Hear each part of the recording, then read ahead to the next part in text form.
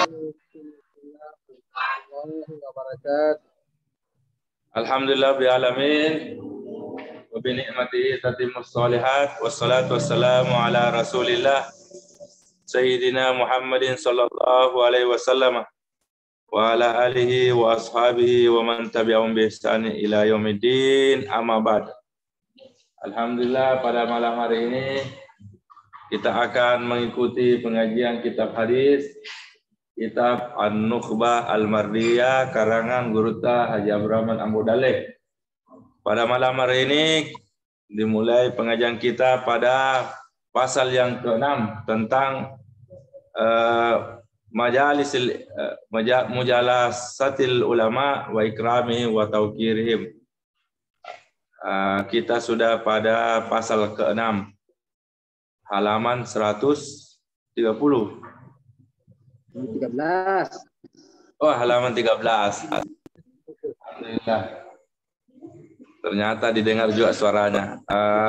Untuk menyingkat waktu, kita persilahkan Al-Mukarram untuk menyampaikan pengajian kitab Guruta. Fadhal Ustaz. Bismillahirrahmanirrahim. Assalamualaikum warahmatullahi wabarakatuh.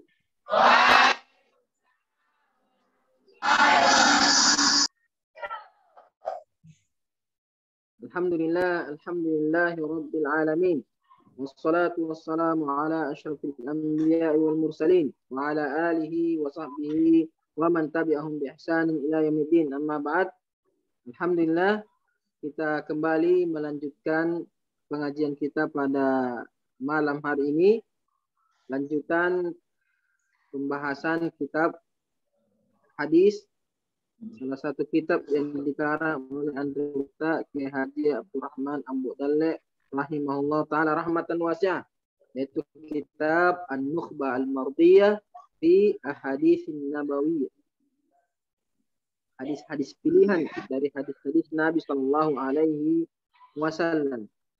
Kita sudah masuk kepada pasal yang ke-6, bab yang ke-6, yaitu tentang mujalasatil ulama, duduk bersama dengan ulama, majlis dengan ulama, wa ikramihim, dan bagaimana memuliakan mereka, kewajiban kita memuliakan mereka, wa tauqirihim, dan menghormati, mengagungkan, memuliakan mereka.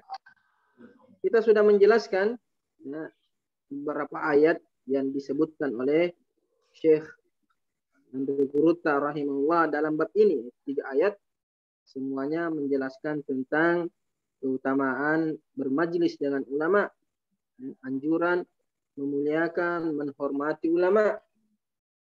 Kemudian setelah menyebutkan 3 ayat, Syekh juga telah menyebutkan dalam bab ini atau pasal ini 9 hadis.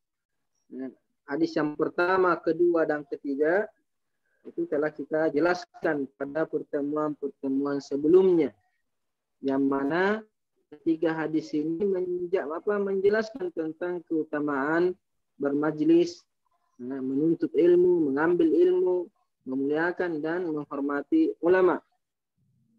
Insyaallah pada malam hari ini kita melanjutkan bacaan pada hadis yang ke-4.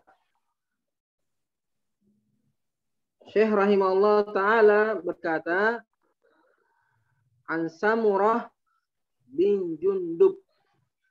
Hadis diriwayatkan oleh Samurah bin Jundub radhiyallahu ta'ala anhu.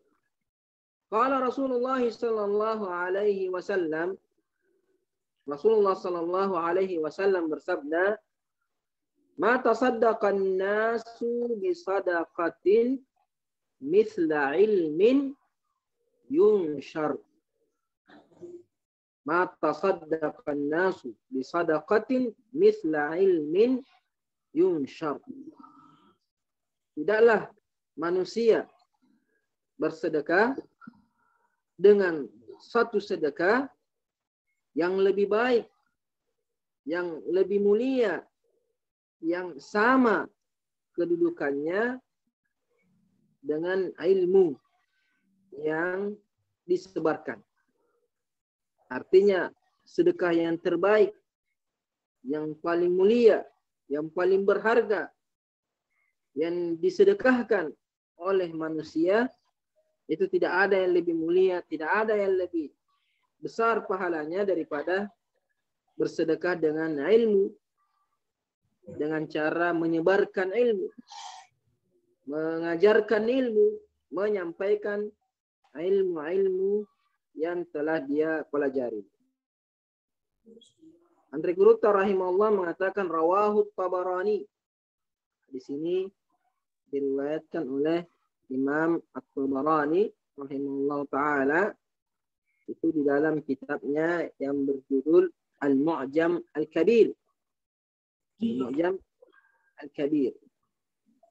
Hadis ini dari segi sanad derajatnya sangat lemah, sebagaimana dijelaskan oleh Al-Haythami dalam Majma' Az-Zawaid, begitu juga dengan Imam Suyuti menghukumi hadis ini hadis yang lemah.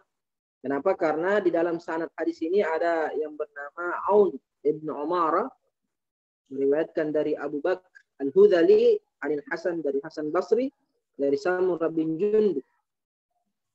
Ada dua cacatnya hadis ini. Yang pertama, Aun ibn Umarah, ini dihukumi lemah oleh Al-Hafiz Ibn Hajar. Begitu juga dengan Abu Bakr Al-Hudhali. Ini Ibnu Adi mengatakan hadisnya tidak bisa diterima atau hadisnya ditolak. Itu dari segi sanad.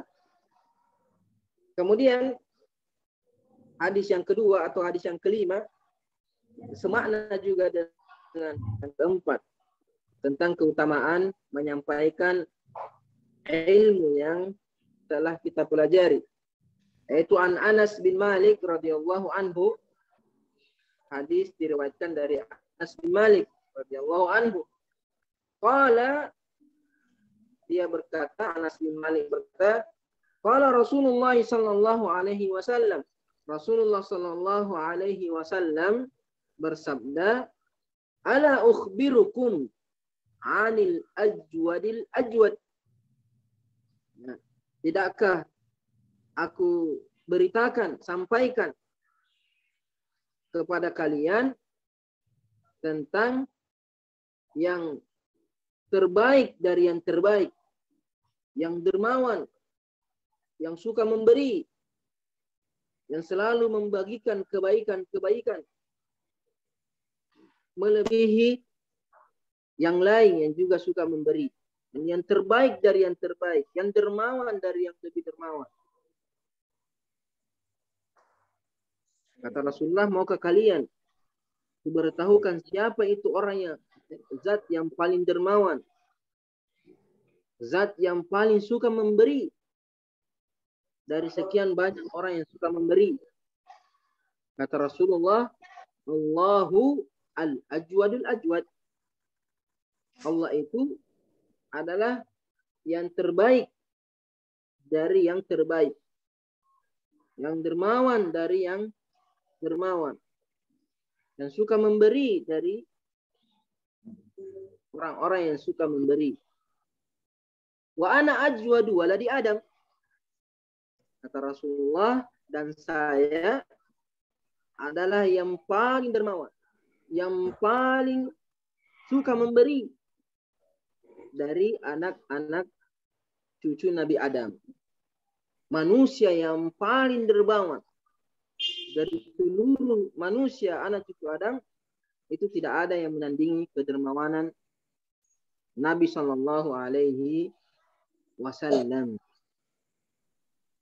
Wa ajwadukum min ba'di, wa ajwadukum min ba'di, dan yang paling dermawan setelahku, yang paling suka memberi setelah aku, siapa itu? Kata Rasulullah, rajulun alima ilman, seorang yang mengetahui, mempelajari satu ilmu.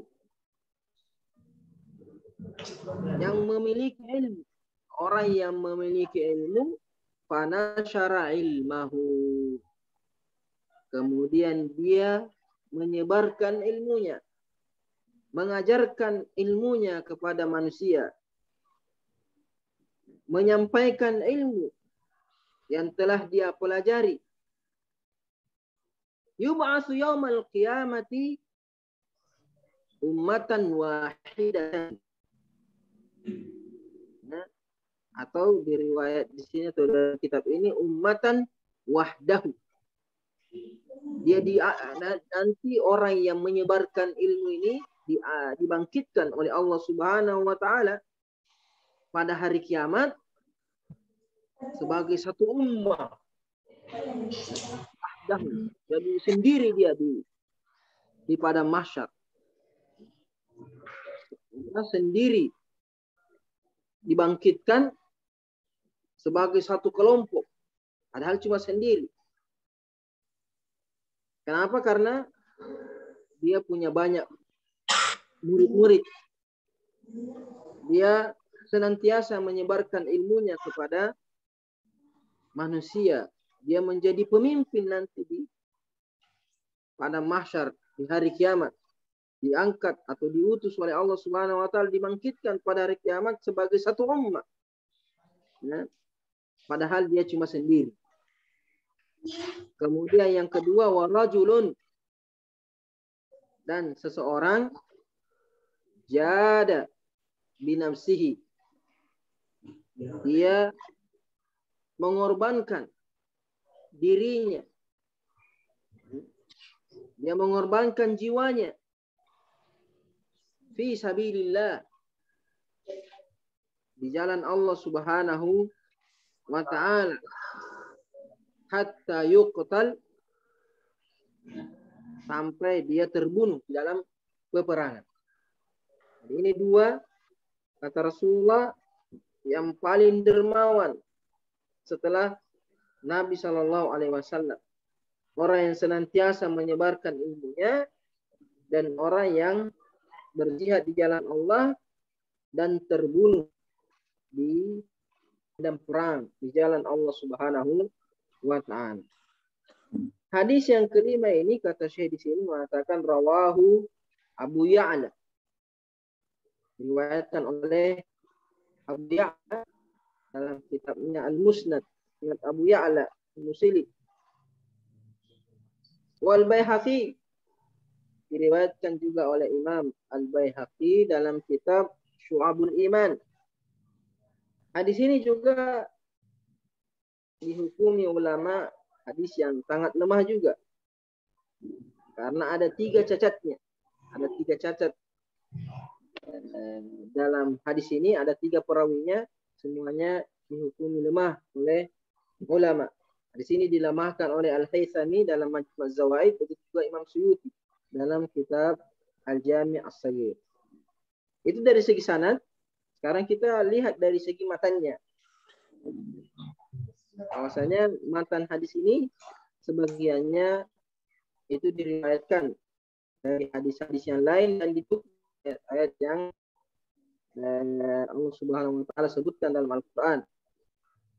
Yang pertama, kedua hadis ini, hadis yang keempat dan yang kelima, terkhusus hadis yang kelima ini menyebutkan di sini bahwasanya Allah Subhanahu wa taala itu adalah Maha Pemberi. Sangat suka memberi. Betapa tidak, seluruh alam semesta ini adalah ciptaannya Allah Subhanahu wa taala. Seluruh yang dinikmati oleh makhluk itu adalah pemberian dari Allah Subhanahu wa taala. Tidak ada makhluk kecuali mengharapkan pemberian Allah Subhanahu wa taala. Bahkan keberadaan seluruh makhluk itu adalah anugerah, pemberian dari Allah Subhanahu wa taala. Semua manusia, semua makhluk yang hidup itu hidup karena kemurahan Allah Subhanahu wa taala. Makanya Allah Subhanahu wa taala adalah zat yang Maha pemberi, yang suka memberi. Dalam hadis yang lain diriwayatkan oleh Sa'ad bin Waqqas radhiyallahu ta'ala anhu, Rasulullah sallallahu alaihi wasallam bersabda, "Inna Allah ta'ala jawad." Inna Allah ta'ala jawadun. Allah Subhanahu wa ta'ala adalah suka memberi, maha pemberi. Yuhibbul juhud. Dan Allah mencintai sikap atau sifat orang yang suka memberi. Allah maha pemberi dan suka memberi. Memberi kepada seluruh makhluk. Dan Allah juga mencintai hamba-hambanya yang suka memberi. Jadi semakin orang suka memberi, maka semakin Allah cinta kepada dia. Makanya Nabi SAW itu adalah manusia yang paling dicintai oleh Allah Subhanahu wa ta'ala. Kenapa Nabi SAW dicintai oleh Allah? Karena Nabi SAW adalah manusia yang paling dermawan, yang paling suka memberi. Tidak pernah berpikir kalau memberi apa yang beliau miliki, apa yang beliau mampu beri, beliau berikan. Terkadang sekalipun beliau sendiri membutuhkan, beliau sendiri masih menginginkan. Tapi ketika ada orang yang lebih membutuhkan, yang lebih menginginkan, Allah berikan. Nabi SAW berikan kepada sahabatnya. Jadi ini yang kedua. Allah. Jadi yang pertama, Allah itu maha pemberi. Suka dengan sifat memberi. Allah suka memberi dan suka orang-orang yang suka memberi. Kedua, Rasulullah SAW itu juga adalah manusia yang paling suka memberi. Manusia yang suka memberi sama seperti Nabi SAW. Sebagaimana diriwayatkan oleh Ibnu Abbas radhiyallahu taala anhuma, ini berkata, "Kana Rasulullah sallallahu alaihi wasallam ajwadan nas." Rasulullah sallallahu alaihi wasallam adalah manusia yang paling dermawan, yang paling suka memberi. Wa kana ajwadu ma yakunu fi Ramadan. Dan terlebih lagi Nabi SAW lebih dermawan lagi, bertambah sifat kedermawanannya itu di bulan Ramadan.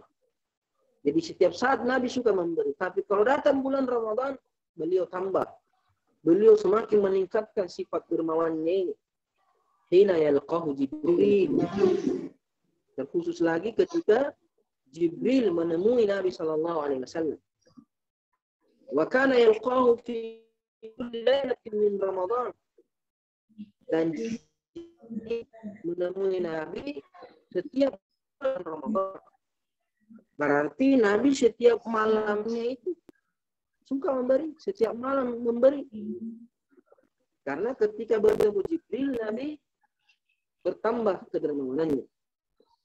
Jibril datang menemui Nabi di bulan Ramadan, setiap malam bulan Ramadan, fayudarisu Al-Quran. Mengajarkan Al-Quran, menyampaikan Al-Quran kepada Nabi SAW. Pada Rasulullah SAW, ajwadu bil khairi minar rihil mursal. Maka Nabi SAW setelah bertemu dengan Jibril, setelah mengkaji Al-Quran, membaca Al-Quran bersama Jibril, Nabi SAW menjadi manusia yang paling banyak, yang paling sering memberi kebaikan, lebih banyak memberi kebaikan dibandingkan angin yang berhembus. Kenapa angin yang berhembus? Angin yang berhembus itu biasanya datang membawa kebaikan. Sering membawa kebaikan. Nah, kita hidup segar. Itu memberikan kita kesegaran. kehidupan. Angin yang berhembus terkadang membuat tanaman-tanaman itu tumbuh. Bunga-bunga bermekaran. Betapa banyak kebaikan. Ibn Abbas mengatakan Rasulullah SAW lebih banyak memberi kebaikan daripada angin yang berhembus. Ini saking banyaknya, saking dermawannya Nabi Shallallahu Alaihi Wasallam. Sini disebutkan dua sebabnya Nabi itu meningkat sifat kedermawanannya. Yang pertama ketika bertemu dengan Jibril. Kemudian yang kedua ketika mempelajari Al-Quran. Makanya ulama mengatakan di antara ciri ahli Al-Quran, di antara sifat orang-orang dan Al-Quran itu dermawan, suka memberi. Karena Al-Quran ini meningkatkan semangat seorang banyak memberi. Itu termasuk keberkahannya Al-Quran. Orang yang menghafal Al-Quran, orang yang membaca Al-Quran, orang yang mengkaji Al-Quran, itu akan menimbulkan pada dirinya, menumbuhkan pada dirinya sifat kedermawanan, suka memberi. Ini hadis tentang kedermawanan Nabi Shallallahu Alaihi Wasallam. Kemudian yang ketiga, di antara faedah hikmah yang bisa kita petik dari dua hadis yang di atas yang kita bacakan tadi, bahwasanya sedekah terbaik yang disedekahkan oleh seseorang, hal yang terbaik yang disedekahkan seseorang adalah ilmu. Tidak ada sedekah yang paling berharga melebihi sedekah berupa ilmu yang diajarkan, ilmu yang disebarkan. Sebagian ulama mengatakan karena harta itu bagaimanapun banyaknya, ketika kita memberikan harta, membagikan harta kepada seseorang, betapapun banyaknya, akan habis. Itu akan guna. Sedangkan ilmu, sekalipun ilmu itu sedikit, tapi ketika sudah diajarkan, akan terus berkembang. Kita ajarkan kepada satu orang ini mengajarkan kepada dua orang, tiga orang, 4 orang, terus diajarkan. Contohnya saja di hadapan kita, kitab yang kita baca ini dikarang oleh Andri Kuruta rahimahullah, betapa banyak orang yang sudah membacanya, betapa banyak orang yang sudah mengajarkannya, betapa banyak orang yang sudah mengamalkannya. Terus sampai hari kiamat atas izin Allah kitab ini akan dibaca sebagai murid-muridnya, melestarikan ilmunya, sehingga terus dapat pula Andri Kuruta mendapatkan pahala. Kenapa? Karena telah bersedekah. Berapa banyak harta yang Andri Kuruta sedekahkan. Bagaimanapun banyaknya, tidak ada lagi yang tersisa. Kalaupun ada yang tersisa, itu akan diambil oleh anak-anaknya sebagai warisan. Tapi ilmu, semua orang bisa mengambilnya. Semua orang bisa mendapatkannya. Semua orang bisa membagikannya. Makanya, sebaik-baik yang kita kejar, sebaik-baik yang kita tuntut adalah ilmu. Setelah kita mendapatkannya, kita memilikinya, sebaik-baik sedekah adalah ilmu. Harta mungkin bisa menyelamatkan orang di dunia ini. menyelamatkan dia dari kelaparan, kehausan, penderitaan. Tapi kalau ilmu menyelamatkan dia dunia akhirat. Ilmu bermanfaat untuk dia di dunia, memberikan kebaikan untuknya di dunia, terlebih lagi di akhirat. Sehingga pantaslah tidak ada sedekah yang terbaik, yang berharga melebihi ilmu yang disebarkan. Dan ini juga menjadi pelajaran bahwa ketika kita bersedekah, memberi kepada orang lain, hendaklah kita memberi yang terbaik.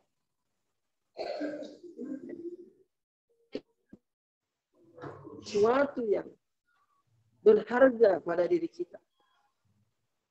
Allah Subhanahu wa taala berfirman, "Lan tanalul birra hatta tunfiqu mimma tuhibbun." Kalian tidak meraih derajat kebaikan sampai kalian menafkahkan, menginfakkan, membagikan yang cintai. Kita mencintai ilmu. Kita menyenangi ilmu. Kita haus dengan ilmu. Kita mengatakan bahwa ilmu adalah sesuatu yang paling berharga. Ketika kita mendapatkannya, ketika kita memperolehnya, kita bagikan kepada orang lain. Allah Subhanahu wa taala memberikan kita iman, memberikan kita Islam, memberikan kita ketakwaan, kesalehan. Maka ilmu ini, hidayah ini kita bagikan kepada orang lain. Ilmu yang menyelamatkan kita di dunia dan di akhirat, kita bagikan kepada orang lain. Sehingga kita mendapatkan derajat orang-orang yang berbuat baik.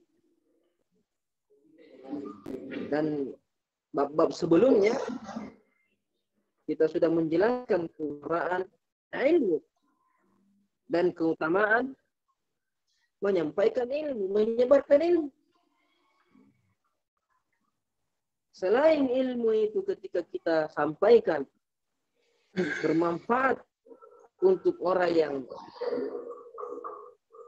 menerimanya, itu juga bermanfaat bagi orang yang menyebarkannya. Kenapa? Karena setiap orang yang mengamalkan ilmu yang kita sampaikan, kita mendapatkan pahalanya, kita mendapatkan kebaikannya. Jadi kita tidak rugi. Dan ketika kita menyebarkan ilmu, ilmu kita tidak berkurang sedikit. Ketika kita mengajarkan orang Al-Quran, bukan berarti kita akan hilang Al-Quran. Tapi justru Allah semakin membukakan kita pintu-pintu pengetahuan. Nabi SAW bersabda, "Man dalla 'alal khairin falahu mithlu ajri fa'ili." Menunjukkan bahwa setiap kita mengajarkan kebaikan, kita menunjukkan pada manusia pintu-pintu kebaikan, dan dia mengamalkannya. Maka ketika dia amalkan, kita sebagai orang yang mengajarkan, kita sebagai orang yang menunjukkan kebaikan itu, akan mendapatkan pahala seperti pahala orang yang mengamalkannya. Satu orang yang mengamalkan, kita dapat satu pahala. 2, 3, 4. 1 kali, 2 kali, 3 kali dia amalkan. Terus. Bayangkan kalau kita mengajarkan orang membaca suratul Fatihah. Kita ajarkan dia membaca suratul Fatihah. Kemudian setelah dia menguasai suratul Fatihah, dia baca setiap dia sholat. Maka setiap dia sholat kita dapatkan pahalanya. Kenapa? Karena tanpa suratul Fatihah tidak sah sholat.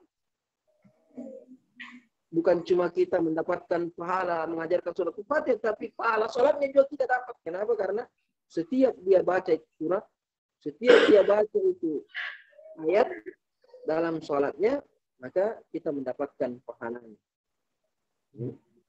Ini betapa besar keutamaan bersedekah menyebarkan ilmu. Bukan itu saja. Pahala mengajarkan ilmu, menyebarkan ilmu, itu tetap kita raih. Tetap kita dapat sekalipun kita sudah wafat. Sudah lama meninggal.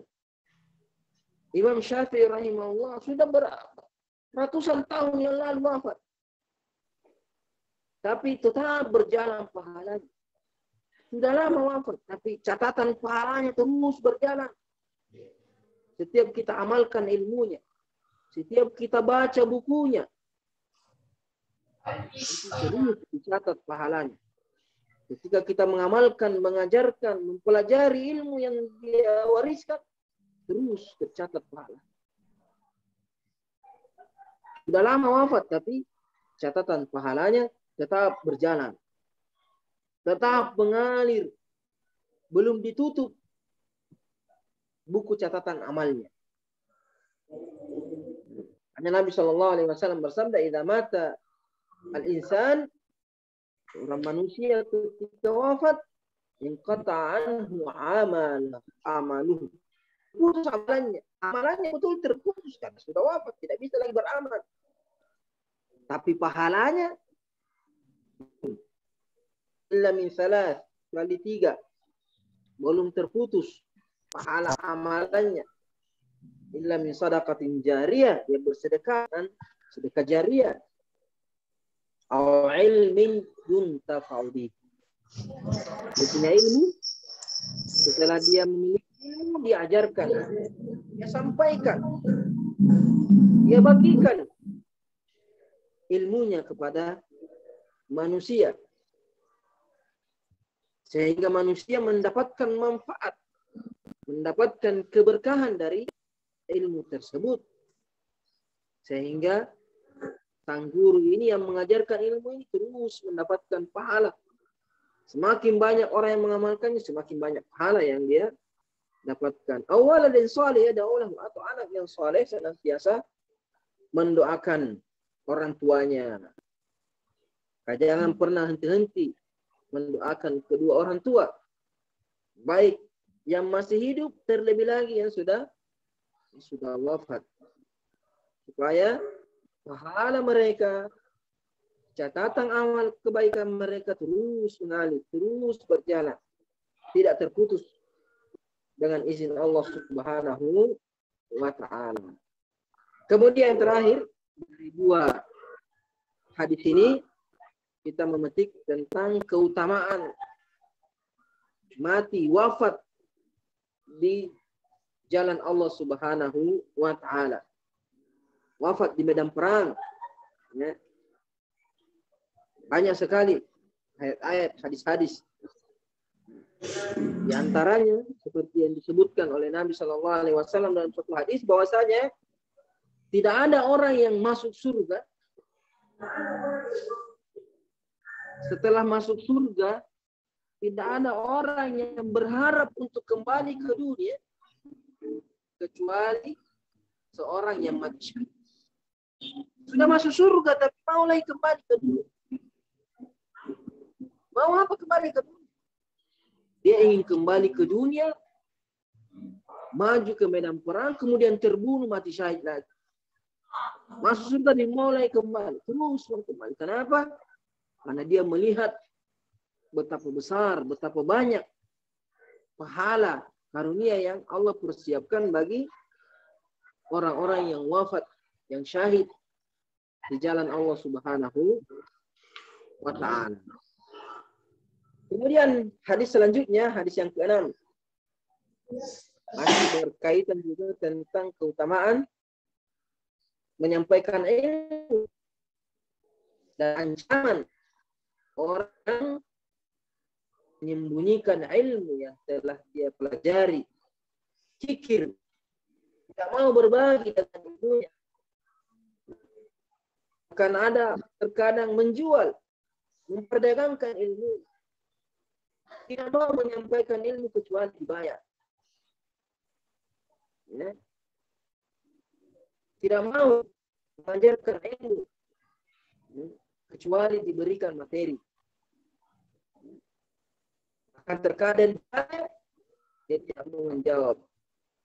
Jadi dia menyembunyikan ilmunya dari manusia. Padahal manusia membutuhkan ilmu.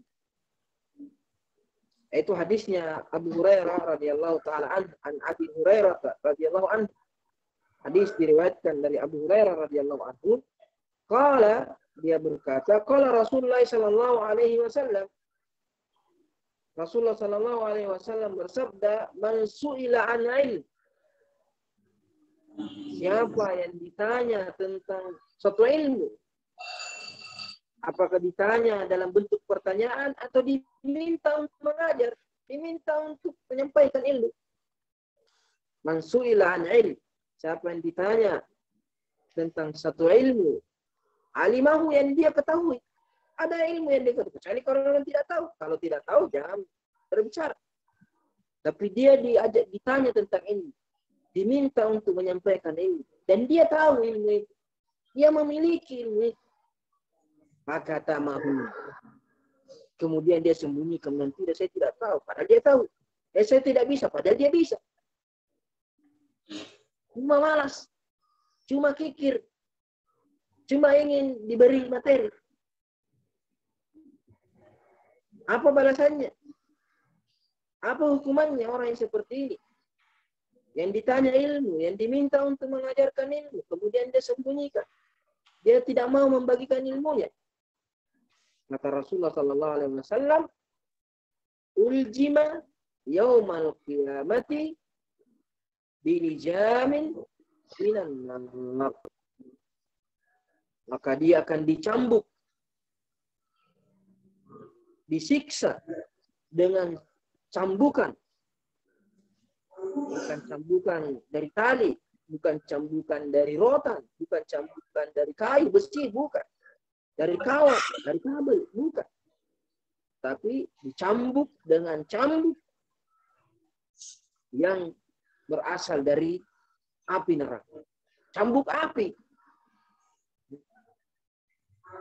Cambuk rotan saja, cambuk tali atau cambuk besi, kawat, itu sangat panas, sangat sakit. Apalagi kalau dengan cambuk yang terbuat dari api, yang sangat panas. Ini hukuman bagi orang yang menyembunyikan ilmunya. Tidak mau menyampaikan ilmu. Syekh rahimahullah mengatakan rawahu at-Tirmidzi. Sebenarnya di sini juga diriwayatkan oleh Abu Dawud, Tirmidzi, Ibnu Hibban dalam Sahih, wa Ibnu Majah. Diriwayatkan oleh Ibnu Majah wal Baihaqi. Dan Imam Al-Baihaqi. Hadis ini sahih. Dihukumi ulama sebagai hadis yang sahih. Di antara faedah yang kita petik dari hadis yang ke-6 ini, beratnya, besarnya, pedihnya ancaman hukuman bagi orang yang menyembunyikan ilmunya. Di dalam Al-Quran disebutkan ancaman bagi orang yang menyembunyikan ilmunya. Di Suratul Baqarah ayat 159, Allah Subhanahu wa taala berfirman, "Innal ladzina yaktumuna ma anzalna minal bayyinat." Sesungguhnya orang-orang yang menyembunyikan apa yang telah kami turunkan dari keterangan-keterangan petunjuk. Dia menyembunyikan ilmu yang Allah berikan kepadanya. Tidak mau menyebarkan ilmu.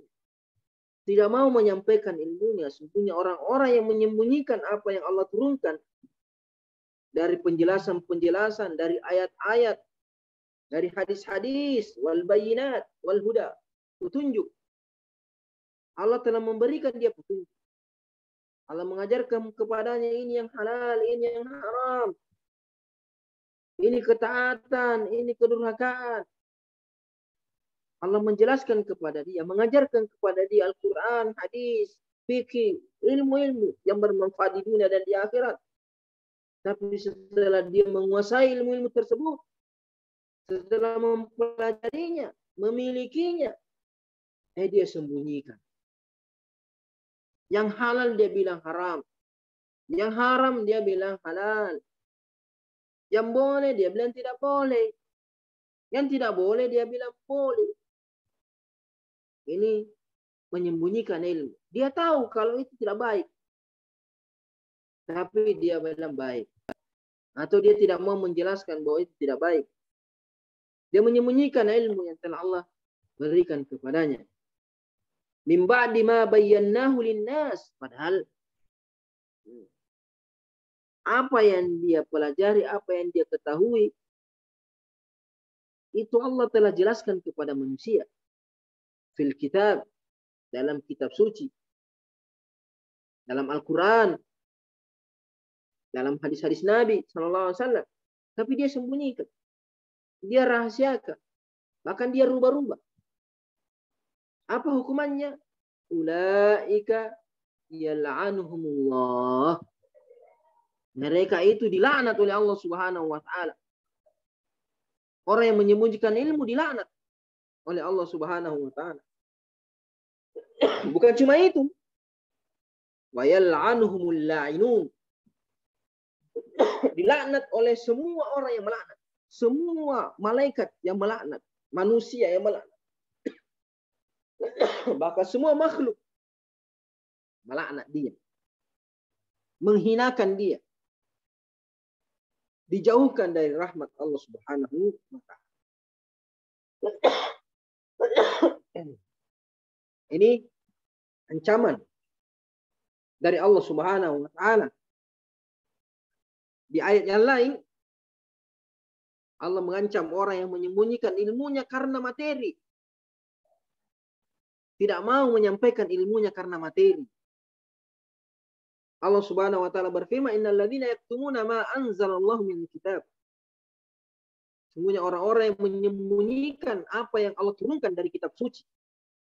Tidak menyampaikan. Dia sudah belajar Al-Quran, tapi tidak mau menyampaikan Al-Quran. Mau mengajar Al-Quran kalau dibayar. Bahkan terkadang mau jadi imam kalau dibayar. Memperjualbelikan. Wa yashtaruna bihi thamanan qalila. Dia memperjualbelikan ayat-ayat Allah, firman-firman Allah dengan harga yang secuil dunia. Berapa banyak yang dia dapatkan dari dunia, tidak ada nilainya. Tidak ada harganya di sisi Allah Subhanahu wa taala, tapi dia hanya mengejar dunia. Ulaika ma ya'kuluna fi butunil nar. Mereka itu yang menyembunyikan ilmu, yang memperjualbelikan ilmu. Kikir terhadap ilmunya. Apa yang mereka makan dari harta yang mereka ambil sebagai imbalan dari ilmunya itu. Ulaika ma ya'kuluna fi butunihim minan nar. Mereka itu tidak ada yang dia makan kecuali api neraka. Apa yang mereka ambil, yang mereka perjualbelikan, tidaklah dia memakan kecuali api neraka. Wala yukallimhumullahu yaumal qiyamah. Bukan cuma itu, Allah tidak akan mau berbicara dengan mereka. Tidak mau menemani mereka berbicara penuh rahmat. Wala yuzakkihim. Allah tidak akan mensucikan mereka, tidak mengampuni dosa-dosa mereka. Walahum adzabun alim. Kemudian mendapatkan azab yang pedih. Ulaika alladzina ishtarau ad-dalalata bil huda. Mereka orang yang memperjualbelikan hidayah dengan kesesatan. Mereka punya hidayah, mereka punya ilmu. Tapi justru ilmunya ini diperjualbelikan. Ya. Mengharapkan materi, mengharapkan dunia dari ilmunya. Sehingga dia berikan petunjuk, kemudian dia mengambil kesesatan. Mengambil harta. Padahal harta itu menyesatkan dia, menjauhkan dia dari Allah Subhanahu wa taala karena menyembunyikan ilmu. Wal adzab bil maghfirah. dia tukarkan azab dengan ampunan. Seandainya dia menyebarkan ilmunya dengan ikhlas, maka dia mendapatkan ampunan. Tapi karena dia menyembunyikan ilmunya, merahasiakan ilmunya, memperdagangkan ilmunya, dia mendapatkan azab. Fama asbarahum 'alan nar. Maka sungguh mereka itu berani terhadap api neraka. Menentang. Dia tahu kalau perbuatannya itu salah. Dia tahu apa yang dia lakukan itu haram karena dia berilmu. Dia punya ilmunya. Tapi dia tidak peduli. Dilalaikan oleh hawa nafsunya. Dibutakan oleh dia. Sehingga dia berani. Tidak takut terhadap ancaman Allah Subhanahu wa ta'ala. Tidak takut dengan nerakanya Allah Subhanahu wa ta'ala. Tidak takut dengan azabnya Allah. Tidak takut dengan murkanya Allah. Tidak takut dengan laknatnya Allah. Laknatnya para malaikat. Laknatnya seluruh manusia. Kenapa? Karena menyembunyikan ilmunya. Tidak mau mengajarkan ilmu yang telah dia pelajari. Yang Allah berikan kepadanya. Kemudian yang kedua, terkadang seorang ulama itu dibolehkan, bahkan dianjurkan untuk tidak menyampaikan ilmu dalam kondisi tertentu. Jadi betul, secara umum kita disuruh menyampaikan ilmu yang kita ketahui. Tapi ada waktu, ada kondisi, ada orang tertentu, itu tidak semuanya kita sampaikan. Tidak semua ilmu yang kita tahu harus disampaikan kepada siapa saja, di mana saja, kapan saja, keadaan apa saja, tidak. Seorang ulama harus pandai, harus jeli melihat situasi, melihat kondisi, melihat keadaan, melihat orang yang akan dia sampaikan ilmunya ini. Maka ada waktu-waktu ini tidak boleh disampaikan. Ini harus disampaikan. Ini hanya boleh disampaikan kepada orang tertentu, tidak untuk orang. Hanya waktu tertentu, tidak waktu yang. Sama seperti dokter. Dokter itu memberikan obat, tidak sembarang obat yang bisa diberikan. Tidak semua obat diberikan kepada setiap orang sakit. Harus dilihat, oh ini sakitnya ini, obatnya ini. Sekalipun kita mengatakan semuanya obat bagus. Semuanya juga obat, semuanya bagus. Tapi bagus terkadang untuk orang tertentu, tidak bagus untuk orang yang lain. Jadi ada keadaan, situasi, seorang ulama boleh tidak menyampaikan ilmu yang dia ketahui. Di antaranya ketika ilmu yang akan dia sampaikan itu justru akan menimbulkan keburukan. Akan menimbulkan masalah. Akan menimbulkan fitnah. Perpecahan. Pertikaian. Ilmu itu bisa jadi merusak dia. Karena mungkin tidak bisa dia pahami. Atau belum sampai pemikirannya ke sana. Anak kecil tidak boleh diajarkan ilmu yang besar. Pelajar-pelajar pemula tidak bisa. Akan merusak dia. Tidak bisa disampaikan pelajaran-pelajaran yang sulit. Sampai baru hari pertama diajarkan yang sulit-sulit, dia lari nanti. Dia harus disesuaikan dengan keadaannya, kemampuannya. Makanya Abdullah bin Mas'ud radhiyallahu anhu berkata, "Ma anta bimuhaddisin qauman hadisan." Tidaklah engkau menyampaikan sesuatu kepada seseorang, pada satu kaum, menyampaikan ilmu. La tablughu uquluhum, yang mana ilmu yang kamu sampaikan itu belum sampai ke pemikirannya. Belum bisa dicerna oleh akalnya. Karena kedangkalan ilmu yang mereka pahami. Karena ilmu yang mereka miliki belum sampai ke situ, belum bisa dia cerna. Illa kana li ba'dihim fitnah, kecuali ilmu tersebut akan menjadi fitnah bagi yang lainnya, menjadi musibah, menjadi bencana kepada yang lainnya. Bisa jadi dia menolak ilmu tersebut padahal dari Allah dan Rasulnya, sehingga dia menolak Allah dan Rasul. Bisa jadi dia salah pahami itu ayat, salah pahami itu hadis, kemudian dia beramal, dia berbuat tidak sesuai dengan ayat dan hadis tersebut. Dia tidak bisa memahaminya dengan baik. Ya. Atau mungkin keadaan, dia dalam keadaan yang belum stabil, dia dalam keadaan emosi. Kita sampaikan tambah emosi. Dia dalam keadaan bersedih, tidak bisa berjalan otaknya. Tidak bisa jalan akal sehatnya karena sedang diliputi kesedihan yang sangat besar, diliputi kemarahan yang sangat besar sehingga tidak bisa berjalan akal sehat. Ketika sampaikan tambah masalah saja, tambah musibah saja. Hanya butuh waktu, butuh keadaan, tunggu keadaan yang lebih baik.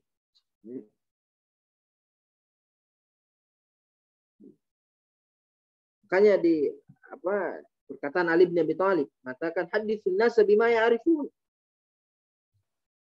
Sampaikan kepada manusia sesuai dengan apa yang bisa mereka pahami.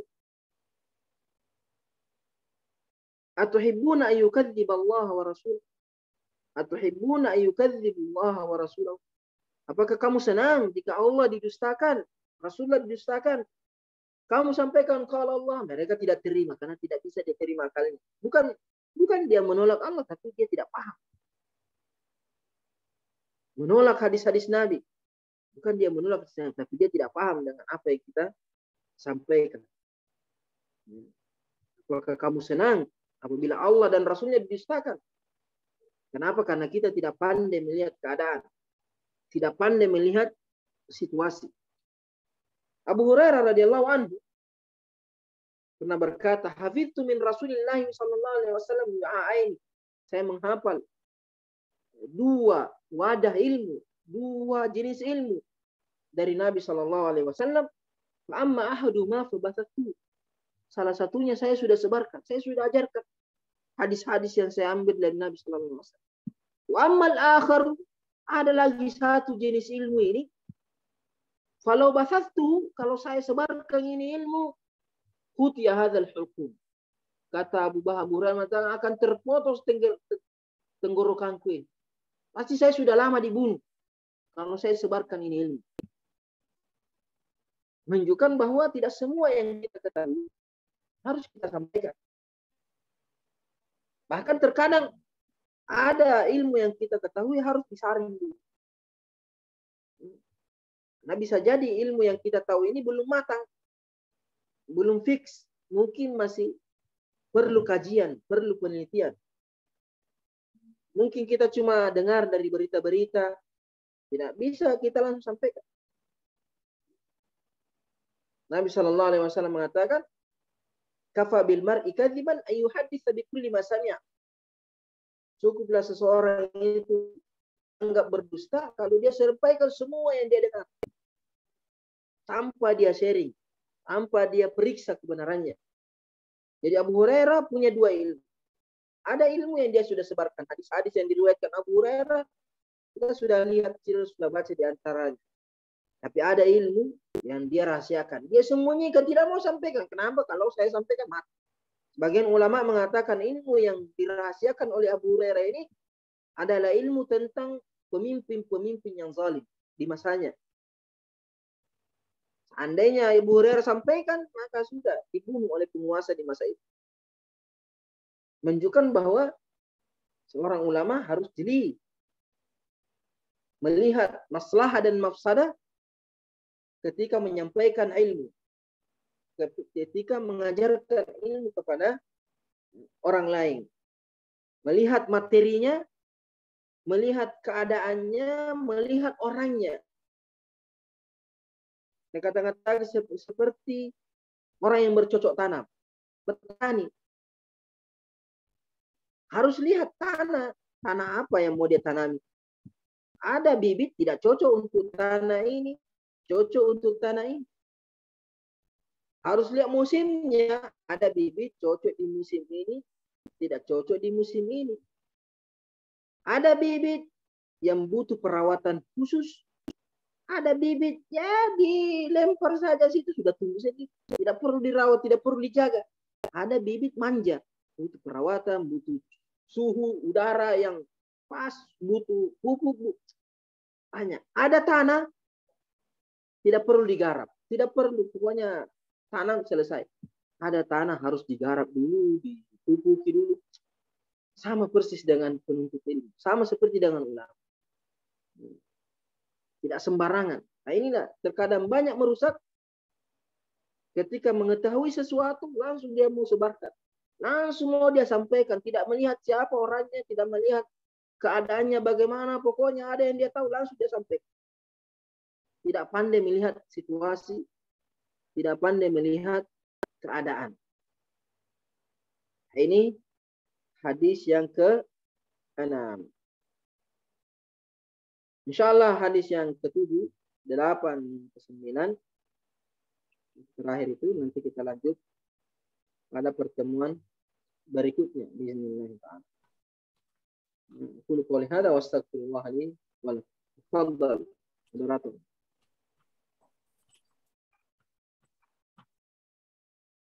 Alhamdulillah. Terima kasih banyak Kurta atas penyampaiannya. Banyak hikmah yang bisa kita petik dari beberapa hadis yang disampaikan tadi. Antara lain,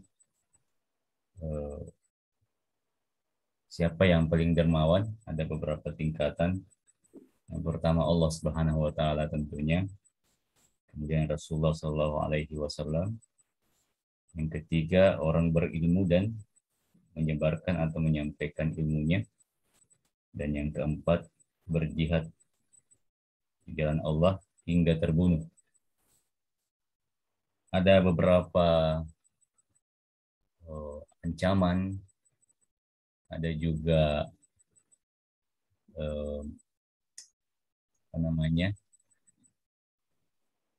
balasan yang terbaik daripada orang-orang yang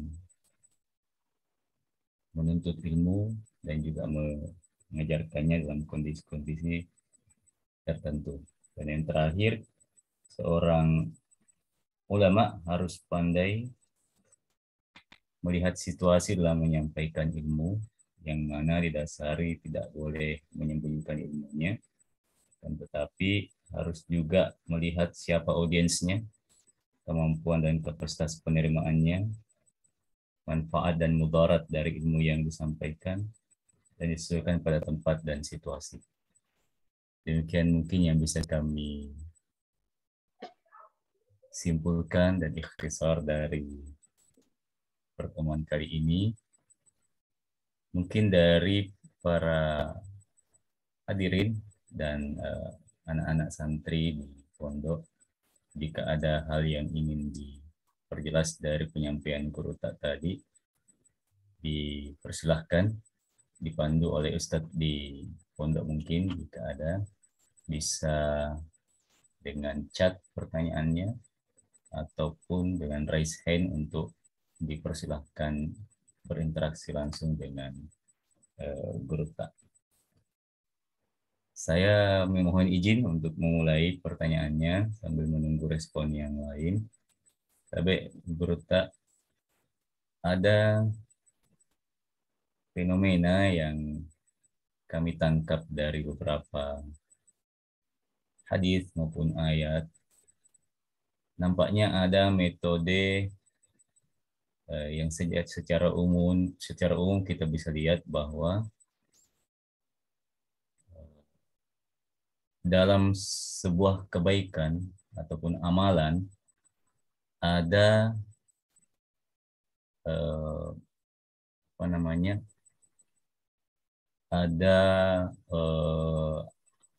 pahala atau balasan yang disampaikan oleh Allah Subhanahu wa taala maupun juga oleh Rasulullah SAW. Namun ada juga punishment atau ganjaran negatif jika dilakukan sesuatu yang bertentangan dari yang telah dianjurkan. Pertanyaannya adalah, apakah metode reward and punishment seperti ini lah yang diterapkan untuk membina anak-anak misalnya dalam pendidikan? Kemudian kaitannya dengan keikhlasan. Untuk mencapai keikhlasan dalam beramal, apakah memang diawali dengan metode reward and punishment itu? Fadhal ya Ustaz. Bismillahirrahmanirrahim. Alhamdulillahirabbil alamin wassalatu wassalamu ala asyrofil anbiya'i wal mursalin wa ala alihi wasallam.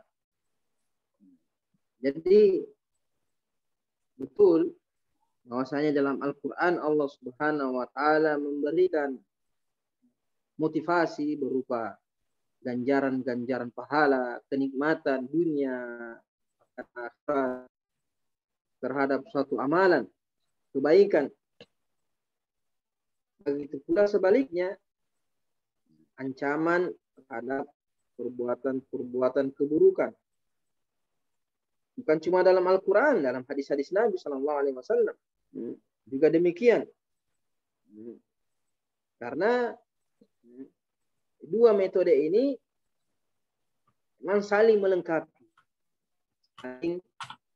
melengkapi. Tidak cukup hanya memberikan motivasi-motivasi. Tapi terkadang butuh juga ancaman-ancaman terhadap sesuatu pelanggaran-pelanggaran. Karena jiwa manusia itu beraneka ragam. Jiwa manusia, seorang manusia terkadang kondisinya berbeda antara satu dengan yang lainnya. Jiwa manusia tidak stabil. Jiwa manusia terkadang ada waktu semangat-semangatnya dalam beribadah. Terkadang ada waktu lesunya. Waktu-waktu malas. Sehingga ancaman dan motivasi ini menjadi obat. Ketika seseorang itu lalai dari ketaatan, terkadang motivasi itu tidak mempan. Dikasih pahala begini tidak mempan. Terkadang butuh ancaman supaya dia takut, supaya dia sadar. Terkadang ada orang dengan motivasi-motivasi sudah cukup. Makanya kedua metode ini mesti kita terapkan. Sebagaimana Nabi SAW menerapkan kepada sahabatnya dan kepada umatnya. Tapi itu saja sebenarnya tadi, bahwa harus disesuaikan kondisi. Melihat keadaan. Mana orang-orang yang bermanfaat baginya ancaman. Mana orang-orang yang bermanfaat baginya motivasi. Ketika diberikan motivasi, dan ini yang utama, yang pertama kita sampaikan. Makanya Nabi ketika mengutus Muaz bin Jabal ke Yaman, Nabi SAW memberi wasiat, basyiru, berikan berita-berita gembira. Wala tunafiru, dan jangan membuat orang-orang menjauh, menghindar. Karena kalau semuanya ancaman-ancaman, bisa jadi lari, takut. Tapi kalau motivasi mungkin bermanfaat. Tapi kalau sudah dimotivasi tidak mempan, baru dikasih ancaman. Begitulah juga yang akan kita terapkan dalam pendidikan, dalam mendidik, dalam mengajar. Diseimbangkan, disesuaikan kondisi. Mana waktu-waktu memberikan motivasi, mana waktu-waktu memberikan ancaman, siapa yang cocok diberi motivasi, siapa yang cocok diberi ancaman. Tidak bisa motivasi terus. Tidak bisa juga ancaman terus. Dan sebaik-baik petunjuk, sebaik-baik teladan adalah Nabi SAW, dan sebaik-baik petunjuk adalah Al-Quran. Bagaimana Al-Quran dan Nabi mendidik, begitulah kita juga mendidik. Dan keikhlasan tidak ada kaitannya dengan pahala, ganjaran dari Allah Subhanahu wa taala. Tidak ada kaitannya dengan takut kepada ancaman Allah. Kenapa? Karena ketika kita mengharapkan pahala dari Allah itu termasuk keikhlasan. Ketika kita takut dari ancamannya Allah itu juga termasuk keikhlasan. Yang tidak ikhlas itu kalau mengharapkan dari selain Allah dan takut kepada selain Allah. Nah, itu tidak ikhlas. Jadi kalau dia beramal untuk mendapatkan pujian dari manusia, harta dari manusia, sedekah dari manusia, itu tidak ikhlas karena mengharap kepada selain Allah. Tapi kalau dia bersedekah untuk mendapatkan kesehatan dari Allah, keselamatan dari Allah, kesejahteraan dari Allah, pahala dari Allah, ini bentuk keikhlasan. Karena berharap hanya kepada Allah Subhanahu. Beribadah mengharapkan ganjaran hanya dari Allah Subhanahu. Dan takut dari Allah Subhanahu. Tapi kalau dia salat karena takut pembinanya, salat karena takut dihukum, salat karena takut tidak mendapatkan materi dari manusia, ini tidak ikhlas. Jadi jangan dicampur adukkan, jangan dikacaukan. Mengatakan saya ikhlas tidak butuh apa-apa dari Allah, saya ikhlas tidak takut ancaman Allah, ini justru dia tidak memuliakan Allah Subhanahu wa taala. Tidak mengagungkan Allah Subhanahu wa taala. Merasa dirinya tidak membutuhkan apa-apa dari Allah Subhanahu wa taala. Seorang hamba tidak ada yang lepas dari mengharapkan karunia Allah. Makanya ketika Allah memuji para nabi, innahum kanu yusari'una fil khairat wa yad'unana ragaban wa rahaba wa kanu lana khashi'in. Mereka itu para nabi bersegera, berlomba-lomba melakukan kebaikan. Wa yad'unana, dan memohon kepada Allah.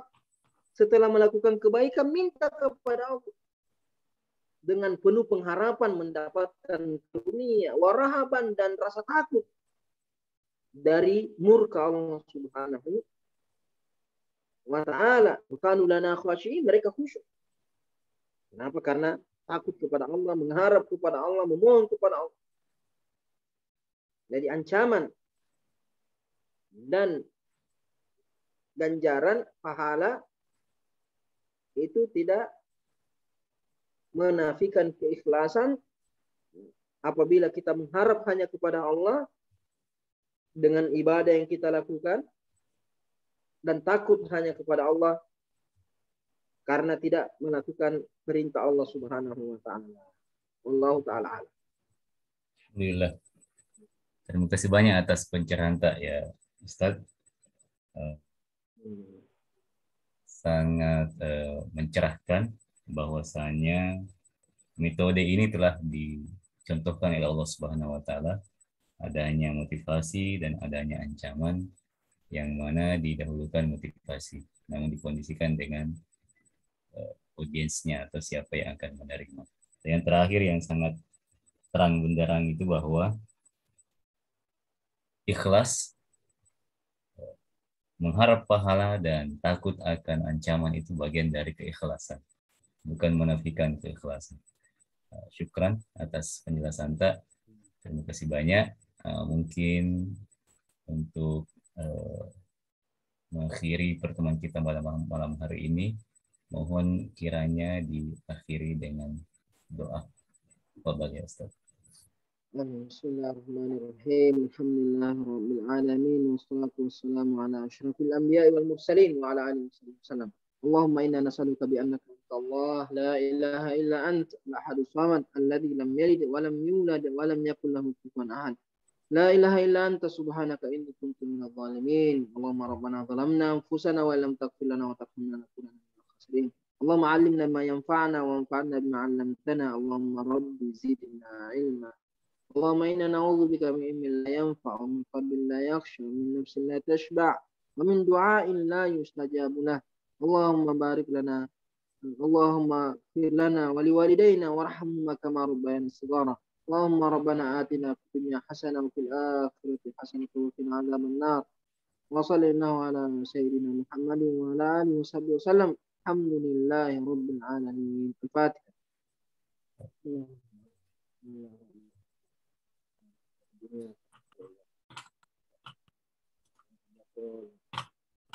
Terima kasih banyak Ustaz. Insya Allah kita akan berjumpa kembali pada pengajian berikutnya. Terima kasih banyak atas partisipasinya para hadirin dan hadirat. Kita mengakhiri pengajian kita pada malam hari ini. Billahi taufiq wa da'wati wal irsyad. Assalamualaikum warahmatullahi wabarakatuh. Waalaikumsalam warahmatullahi wabarakatuh.